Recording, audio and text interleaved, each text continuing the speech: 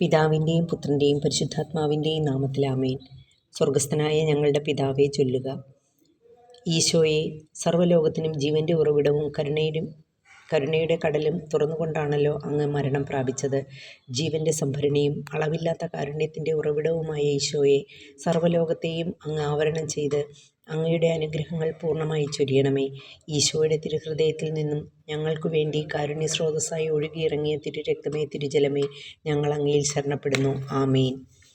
7-ാം ദിവസം. എൻ്റെ കരുണയെ മഹത്വപ്പെടുത്തുകയും വാഴ്ത്തുകയും ചെയ്യുന്നവരുടെ ആത്മാക്കളെ ഇന്ന് എൻ്റെ അടുക്കൽ കൊണ്ടുവരിക.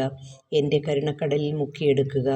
എൻ്റെ സഹനത്തിൽ ഏറ്റവും അധികം ദുഃഖിക്കുകയും എൻ്റെ ചൈതന്യം ആഴത്തിൽ ഗ്രഹിക്കുകയും ചെയ്തിട്ടുള്ളവരാണിവർ. ദയാപൂർണമായ എൻ്റെ ഹൃദയത്തിൻ്റെ ജീവിക്കുന്ന പ്രതിരൂപങ്ങളാണിവർ. ഈ ലോക ജീവിതത്തിനു ശേഷം സവിശേഷമായ ഒരു ശോഭയോടെ അവർ പ്രകാശിതരാകും. നരകത്തീയിൽ അവരാരും നിപതിക്കുകയില്ല. മരണസമയത്ത് അവർ ഓരോരുത്തരെയും പ്രത്യേകമായി ഞാൻ സംരക്ഷിക്കും. പ്രാർത്ഥന. ഏറ്റവും കരുണയുള്ള ഈശോയെ, അങ്ങയുടെ ഹൃദയം സ്നേഹം തന്നെയാണല്ലോ. അങ്ങയുടെ കരുണയുടെ ആഴത്തെ പുകഴ്ത്തുന്നവരുടെ ആത്മാക്കൾക്ക് അങ്ങയുടെ ഹൃദയത്തിൽ അഭയം നൽകണമേ. ദൈവത്തിൻ്റെ തന്നെ ശക്തി സ്വീകരിച്ച് ശ്രേഷ്ഠത നിറഞ്ഞവരാണ് ഈ ആത്മാക്കൾ. ദുഃഖങ്ങളുടെ നടുവിലും അങ്ങയുടെ കാരുണ്യത്തിൽ ആശ്രയിച്ച് അവർ മുന്നോട്ട് പോകുന്നു. ഈശോയുമായി ഐക്യപ്പെട്ടിരിക്കുന്ന ഈ ആത്മാക്കൾ മാനവലോകത്തെ മുഴുവൻ തങ്ങളുടെ തോളുകളിൽ സംവഹിക്കപ്പെട്ടിരിക്കുന്നു.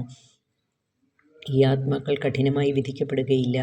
ഈ ജീവിതത്തിൽ നിന്നും പിരിയുമ്പോൾ അങ്ങയുടെ കരുണ അവരെ ആലിംഗനം ചെയ്ത് സ്വീകരിക്കും.